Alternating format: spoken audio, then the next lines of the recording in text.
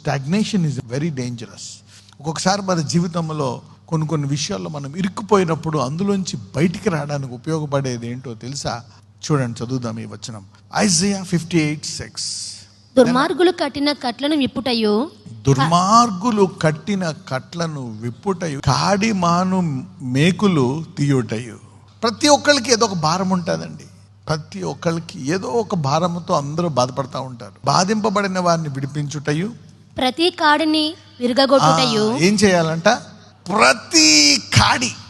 అంటే కాడి అంటే ఏంటి? అదొక భారం, అదొక బాధ. ఏదైనా అవ్వచ్చు. It could be any problem. Could be a headache are depression, లేకపోతే ఎవరో ఏదో అవమానము చెందడము, వాళ్ళకి కొంచెం ఎంకరేజ్మెంట్ కావాలా, మేబీ ఒక hospital bill, something like that, educational fees, maybe ఆ నెలాఖరికి వాళ్ళకి తినడానికి తినలేదేమో, లేకపోతే వాళ్ళకి ప్రార్థనా సహాయం కావాలేమో, నూనె వేసి వాళ్ళకి ప్రార్థన చేయాలేమో, ఎంకరేజ్ చేయలేమో, మేబీ వాళ్ళకి వాక్యము కావాలేమో, నీతో సహవాసం కావాలేమో, అతను అలా ఒంటరితనాన్ని జయించడానికి. రకరకాల కాడులు ఉంటాయి. ఇక్కడ ప్రతి కాడిని విరగొట్టుటయు నేను ఏర్పరచుకొనిన ఉపవాసం.